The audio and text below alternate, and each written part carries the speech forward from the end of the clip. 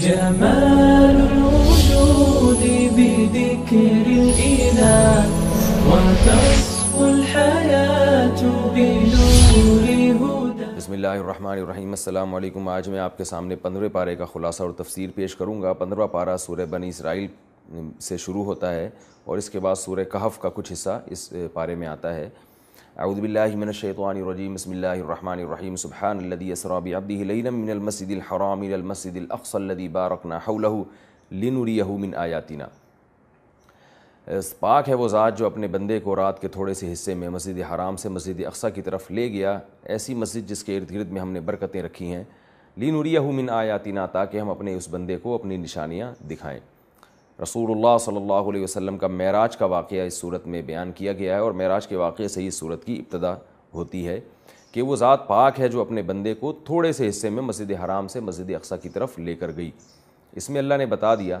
کہ یہ اللہ کی قدرت کی بہت بڑی دلیل ہے. سبحانہ سے شروع کرنا اس کی علامت ہے کہ وہ ہر عیب سے پاک ہے. یعنی کسی کو یہ اشکال ہو کہ تھوڑے سے حصے میں محمد صلی اللہ علیہ وسلم اتنی دور کا سفر کیسے کر سکتے ہیں, تو اللہ نے بتا دیا کہ یہ نبی نے نہیں کیا بلکہ یہ سفر اللہ نے کرایا ہے اور اللہ ہر عیب سے پاک ہے, عجز کے عیب سے پاک ہے, وہ جو چاہے کر سکتا ہے. اس صورت میں اللہ تعالیٰ نے بنی اسرائیل کو اللہ نے جو بنی اسرائیل سے وعدہ کیا تھا کہ ان احسنتم احسنتم لانفسکم, تم نیک اعمال کرو گے تو اپنے ہی فائدے کے لیے کرو گے اور تمہیں اللہ حکومت عطا کرے گا, اور اگر تم برائی کی زندگی اختیار کرو گے تو اللہ تمہیں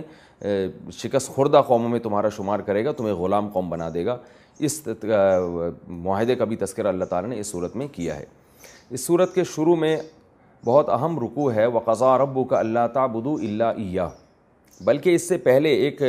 قاعدہ اور ضابطہ بیان کیا گیا ہے. من کان یرید العاجلہ, فرمائے جو دنیاوی زندگی چاہتا ہے, عجلنا لہو فیہا ما نشاء لمن نرید, تو جتنی دنیا ہم اس کو دینا چاہتے ہیں دے دیں گے اور جس کو چاہیں گے اس کو دیں گے. یعنی دنیا آپ کی چاہت کے مطابق نہیں ملے گی بلکہ اللہ کی چاہت کے مطابق ملے گی. لیکن من کان یرید الآخرہ, جو بھی آخرت کو چاہے گا تو فاولئک کان سعیہم مشکورا, ان کو ان کا پورا بدلہ ملے گا. دنیا آپ جتنی چاہیں گے ضروری نہیں کہ آپ کو اتنی ملے, لیکن آخرت کی کوشش اگر آپ کریں گے اور آپ میں ایمان بھی ہوگا تو اس کا پورا بدلہ آپ کو دیا جائے گا.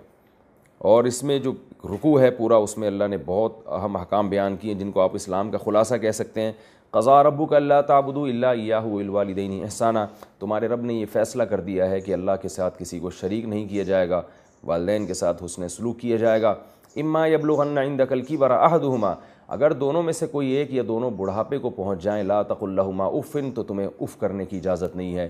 اور وخفض لہما جناح الذل من الرحمہ, اپنے بازوؤں کو جھکا کے رکھنا ہے اور ان کے لیے دعائیں بھی کرنی ہے. لا تنہرہما, ان کو جھڑکنا نہیں ہے. قل رب ارحمہما کما ربیانی صغیرا, اور دعائیں بھی کرنی ہے کہ اللہ ان پر ایسے رحم فرما جیسے انہوں نے بچپن میں ہم پر رحم کیا.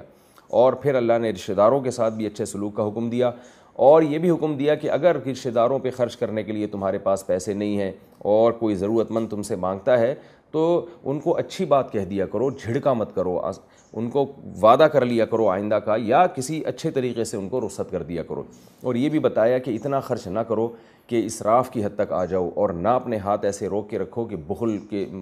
یعنی کنجوسوں میں تمہارا شمار ہونے لگے. ولا تجعل یدک مغلولۃ الی عنقک, اپنے ہاتھ کو نہ تو باندھو, ولا تبسطھا کل البسط, اور نہ اپنی ارننگ سے اپنی آمدن سے زیادہ اڑانا شروع کر دو کہ تم تھکے ہارے بیٹھ جاؤ گے, ملامت کے مستحق بنو گے کہ لوگوں کے سامنے کل, یعنی مقصد یہ کہ کل لوگوں کے سامنے ہاتھ پھیلانا پڑے گا تم کو.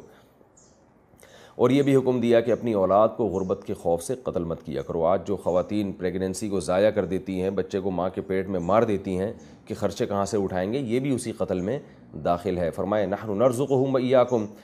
ہم انہیں بھی روزی دیں گے اور تمہیں بھی رزق دیں گے. ان قتلہم کان خطئا کبیرا, اپنی اولاد کو قتل کرنا یہ بہت بڑا جرم ہے. اور یہ بھی فرمایا کہ ولا تقتلوا النفس التي حرم اللہ الا بالحق, کسی نفس کو ناحق قتل مت کرو, اس لیے کہ اگر کوئی قتل کرتا ہے تو قاتل کو قتل کرنے کا ہم نے مقتول کے وارثین کو اختیار دے دیا ہے تاکہ دنیا سے قتل کا خاتمہ ہو. اور یہ بھی فرمایا کہ یتیم کے مال کی طرف مت جاؤ, ولا تقربوا مال الیتیم الا بالتی ہی احسن حتی یبلغ اشدہ, جب تک وہ بھرپور جوان ہو کے مال کو سمجھنے نہیں لگتا تو اس کے مال کے قریب مت جاؤ, اس کے مال کو مت اڑاؤ. اور یہ بھی حکم دیا کہ جب ناپ تول کرو تو اس میں کمی مت کیا کرو، جب جیسے اپنا حق وصول کرتے ہو پورا پورا تو دوسرے کا حق بھی پورا پورا دیا کرو۔ اور یہ بھی بتایا گیا ولا تقف ما لیس لک بہ علم، جس چیز کا علم نہ ہو اس کے در پہ مت ہوا کرو۔ آج آپ دیکھتے ہیں کہ کسی بھی چیز میں علم نہیں ہے لیکن ہر آدمی اس میں بھی اپنی رائے دینا ضروری سمجھتا ہے، ہر آدمی بقراط بنا ہوا ہے، افلاطون بنا ہوا ہے، اور ہر شعبے میں ٹانگ اڑانا یہ گویا یعنی ایک ہماری روایات بن چکی ہیں۔ تو اللہ نے فرمایا کہ ان السمع والبصر والفؤاد کل اولئک کان عنہ مسئولا، آنکھ سے، سماعت سے، اور ان السمع والبصر والفؤاد، سماعت سے اور تمہاری جو آنکھیں ہیں ان سے اور تمہارے دل سے کل قیامت کے دن سوال کیا جائے گا۔ اور پھر اللہ تعالیٰ نے شرک سے خاص طور پر منع کیا کہ لا تجعل مع اللہ الہا آخر، اللہ کے ساتھ کسی کو معبود مت بناؤ ورنہ تمہیں جہنم میں پھینک دیا جائے گا۔ اس صورت میں اس بات کا بھی ذکر ہے کہ مشرکین نبی صلی اللہ علیہ وسلم سے یہ سوال کرتے تھے کہ یہ روح کیا چیز ہے، تو اللہ نے جواب دیا یسألونک عن الروح قل الروح من امر ربی وما اوتیتم من العلم الا قلیلا، کہہ دیجئے کہ روح اللہ کا ایک حکم ہے۔ جب یہ جسم میں ہوتا ہے تو انسان چلتا ہے، پھرتا ہے، دیکھتا ہے، جب یہ جسم سے نکلتا ہے تو انسان مردہ ہو جاتا ہے۔ اور ان کو بتا دیں کہ اس سے زیادہ تم روح کی حقیقت سمجھ نہیں سکتے۔ کیوں؟ ما اوتیتم من العلم الا قلیلا، اس لیے کہ اللہ نے تمہیں علم بہت تھوڑا دیا ہے۔ انسان کی جو علم اور مینٹل اپروچ ہے وہ محدود ہے، ہر چیز وہ سمجھ نہیں سکتا اور ہر چیز تک اس کی پہنچ ہو نہیں سکتی۔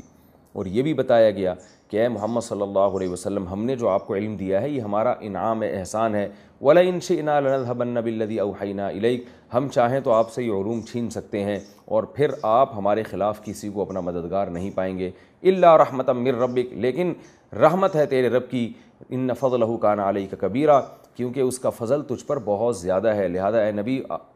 یعنی ہم چھین تو سکتے ہیں یہ علوم مگر ہم آپ سے یہ علوم چھینیں گے نہیں، کیونکہ آپ کے رب کا فضل آپ پر بہت زیادہ ہے۔ مشرکین کے استانے کا ذکر ہے، وہ یہ کہتے تھے یہ ہماری طرح کے بشر ہیں، ہماری طرح کے انسان ہیں۔ لن نؤمن لک حتی تفجر لنا من الارض ینبوعا، یہ زمین سے چشمہ جاری کر کے دکھائیں تو ہم ان پر ایمان لائیں گے، یا آسمان کی بلندیوں پہ چڑھ کے جائیں اور ہمارے لیے ہمارے سامنے کتاب لے کر آئیں تو ہم ایمان لے کر آئیں گے، یہ اشارہ کریں زمین میں ان کے لیے انگور اور جو ہے نا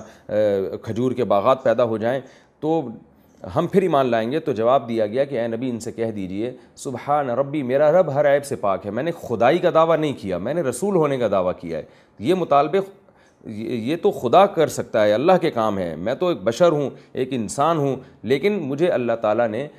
لاکھوں لوگوں میں، کروڑوں لوگوں میں سلیکٹ کر کے اپنا پیغمبر بنایا ہے۔ تو مجھ سے ان چیزوں کے مطالبے کرو جو پیغمبروں سے جن کا مطالبہ کیا جاتا ہے، خدائی مطالبے مجھ سے مت کرو۔ مشرکین یہ بھی کہا کرتے تھے کہ فرشتے کو اللہ نے آسمان سے نازل کیوں نہیں کیا، نبی بنا کے بھیجا کیوں نہیں؟ تو اس کا جواب دیا گیا لو کان فی الارض ملائکۃ یمشون مطمئنین، اگر زمین میں فرشتے بستے لنزلنا علیہم من السماء ملکا رسولا، تو ہم آسمان سے فرشتہ ہی اتارتے۔ زمین میں انسان رہتے ہیں تو ان میں انسانوں ہی کو پیغمبر بنا کے بھیجا جائے گا۔ اس کے بعد سورہ کہف ہے۔ سورہ کہف میں ایک اہم واقعہ ہے کہ پچھلی امتوں میں کوئی چند نوجوان تھے جو ایمان لے آئے، بادشاہ اس وقت کا مشرک تھا تو ان کو یہ ڈر تھا کہ یہ ہمیں قتل کر دے گا، ہمیں دین پہ چلنے نہیں دے گا، تو انہوں نے ہجرت کا ارادہ کیا، اللہ کے لیے قربانی دی اور ایک غار میں گئے ہیں، وہاں جا کے وہ سو گئے، تو 309 سال تک وہ سوتے رہے ہیں۔ اتنے میں بادشاہ کی حکومت کا خاتمہ ہو گیا، توحید پرست بادشاہ آ گیا، اور ان کا کتا بھی ان کے ساتھ تھا، اللہ نے اس کو بھی زندہ رکھا 300 سال تک، اور وہ جاگتا رہا، پہرا دیتا رہا اور اسے کچھ نہیں ہوا، اور اس پر ایسا اللہ تعالیٰ نے اس کا رعب ڈال دیا کہ کوئی بھی اس کو دیکھتا تو اس کتے کے قریب نہیں جاتا، اور سورج کی کرنیں بھی ان کو پریشان نہیں کر رہی تھی، اور کروٹیں بھی وہ بدلتے رہتے تھے تاکہ زمین نہ کھانا شروع کر دے۔ تو اس طرح اللہ نے اپنی قدرت کا اظہار کیا، اور جب وہ اٹھے ہیں تو وہ باتیں کر رہے ہیں کہ ہم ایک دن سوئے ہیں یا آدھا دن سوئے ہیں، اور جب کھانا خریدنے کے لیے سکہ دے کے بھیجا ہے مدینہ اور شہر کو جب آئے ہیں تو لوگ حیران ہوئے کہ بھئی یہ سکے تو 300 سال پرانے ہیں، یا تو بہرحال وہ تحقیق سے پتہ چلا کہ اللہ تعالیٰ نے ان کو اتنے 100 سال تک موت دی ہے، تو لوگ بھی ان سے عقیدت کرنے لگے، اور اس طرح اللہ تعالیٰ نے اپنی قدرت کا ایک نمونہ دنیا کو دکھایا۔ تو اس کا واقعہ بھی اللہ نے قرآن میں ذکر کیا، کہف غار کو کہتے ہیں۔ تو فرمایا کہ اور نبی صلی اللہ علیہ وسلم سے یہود نے پوچھا تھا کہ یہ اصحاب کہف کا کیا واقعہ ہے، تو آپ نے فرمایا کل بتاؤں گا، اور آپ نے انشاءاللہ نہیں کہا، تو وہی 15 دن تک رک گئی،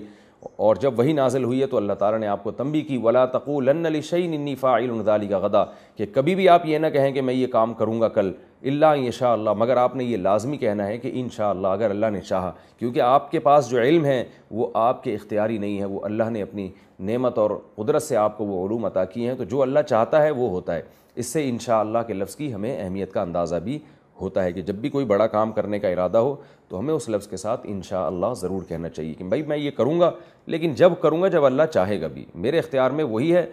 جو اللہ چاہے گا، جب اللہ نہیں چاہے گا تو میرے اختیار میں کچھ بھی نہیں۔ اس صورت میں اللہ تعالیٰ نے وَاصْبِرْ نَفْسَكَ مَعَ الَّذِينَ يَدْعُونَ رَبَّهُمْ بِالْغَدَاةِ وَالْعَشِيِّ، نبی کو حکم دیا کہ یہ جو عرب کے سردار ہیں اور یہ کہتے ہیں کہ اپنے ان غرباء اور مساکین کو اپنی محفل سے نکالیے، تو اے نبی آپ کو ان غرباء اور مساکین کو اپنی محفل سے نکالنے کی اجازت نہیں ہے۔ وَاصْبِرْ نَفْسَكَ مَعَ الَّذِينَ يَدْعُونَ رَبَّهُمْ بِالْغَدَاةِ وَالْعَشِيِّ، اپنے نفس کو آپ نے روک کے رکھنا ہے ان لوگوں کے ساتھ جو دن اور رات اللہ کو پکارتے ہیں۔ صرف غربت کی وجہ سے، ان کی مسکنت کی وجہ سے آپ ان کو اپنے آپ سے دور نہیں کر سکتے اور اپنے آپ کو ان سے دور نہیں کر سکتے۔ دو باغ والوں کا واقعہ بھی بیان کیا گیا اس صورت میں،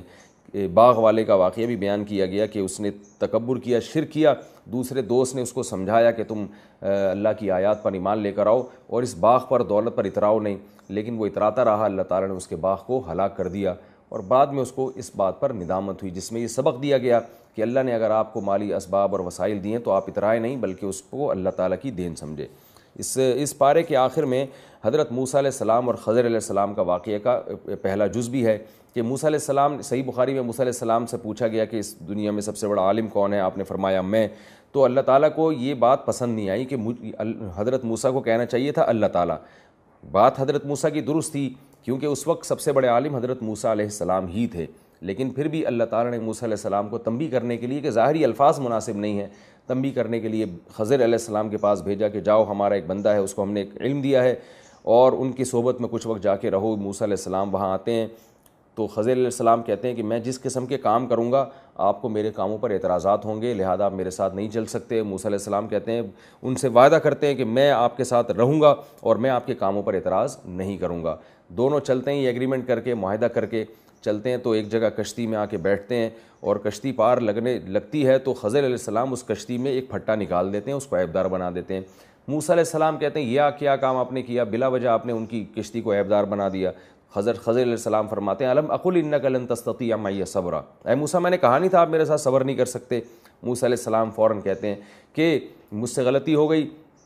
اور میں انشاءاللہ یہ غلطی دوبارہ نہیں کروں گا۔ پھر چلتے ہیں تو ایک نوجوان لڑکا آتا ہے، خضر علیہ السلام اس کو قتل کر دیتے ہیں۔ موسیٰ علیہ السلام کہتے ہیں لقد جئت شیئا امرا، بڑا عجیب کام کیا آپ نے، اقتلت نفسا زکیۃ بغیر نفس، ایک معصوم لڑکے کو آپ نے قتل کر دیا۔ خضر علیہ السلام کہتے ہیں میں نے کہا تھا انک لن تستطیع معی صبرا، اے موسیٰ آپ میرے ساتھ صبر نہیں کر سکتے۔ موسیٰ علیہ السلام پھر ایگریمنٹ کرتے ہیں کہ اگر میں نے تیسری دفعہ آپ کے کسی کام پر اعتراض کیا تو آپ کو یہ حق حاصل ہے کہ آپ مجھے اپنے آپ سے جدا کر دیں۔ اللہ تعالیٰ سے دعا ہے کہ اللہ تعالیٰ ہم نے اس میں جو کچھ پڑھا سنا اللہ اس پر ہمیں عمل کرنے کی توفیق عطا فرمائے۔ وما علینا الا البلاغ۔ جمال الوجود بذكر الإله وتصفو الحياة بنور هداه، جمال الوجود بذكر الإله وتصفو الحياة بنور